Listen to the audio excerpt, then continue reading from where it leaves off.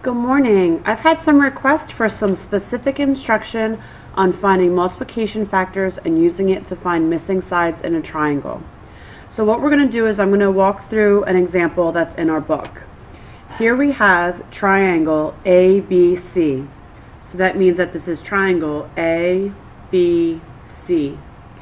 And the information that's given to us is that AB is 350. BC is 275, AC is 300, and DE is 14. And the question that we're going to be asking is, what are the other side lengths of DC, or of triangle DEC? So we're going to be looking for line DE and line CE. The first thing that we're going to do is we're going to need to separate the triangles. Go ahead and pause the video and draw the two triangles that are in this picture separated. Alright, so I've got my small little triangle and my bigger triangle. I've got this small triangle drawn here, and this big triangle is here. But the next thing I need to do is label it. So I know my big triangle is ABC, ABC, and my small triangle is DEC. I also know some of these numbers. This 300 stands for all the way from A to C.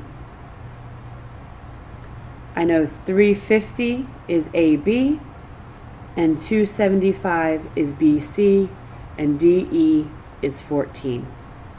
So I've got my triangle separated. I have all of the labels on. The next thing I need to do is find the sides that match up. Well, AB, which is along the bottom, matches up with DE. So what I'm going to do is I'm just going to draw a little arrow so I can keep them straight. I also know that DC, this side, I'll put little curly cues on it, matches up with this side. You can use a colored pencil to do this, or just zigzags, or the arrows, whichever you feel is best. Okay, so now I've found the corresponding sides, but I still haven't gone anywhere near to find these other sides. The next thing I need to do is find the multiplication factor. To find the multiplication factor, I'm going to look at my triangles and I'm going to find out what two numbers I know. Let's see, DC, I don't know what it is, but I know I get to 300. CE, I don't know what that is, but it matches with the 275. But 14 corresponds to the 350. So that means that 14 times something is going to give me 350. So I've got my math, now I just need to figure it out.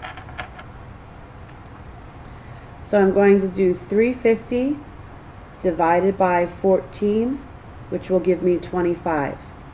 This means that 14 times 25 will give me 350. So that means that the small triangle, if we times it by 25, we're going to get the big triangle. So that means that the multiplication factor is equal to 25. So now what we're going to do is we're going to use this multiplication factor to find those other two sides. DC, we don't know what it is, but we know if we times it by 25, we're going to get 300. Because remember, DC matches up to 300. I also know that CE times 25 will give me 275.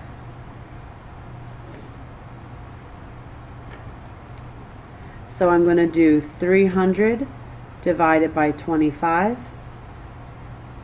will give me DC, and I'm going to do 275 divided by 25 to give me CE. So I just use my calculator, do 300 divided by 25 gets me 12. 27 divided by 20, or 275 divided by 25 will get me 11. So now I know DC and now I know CE.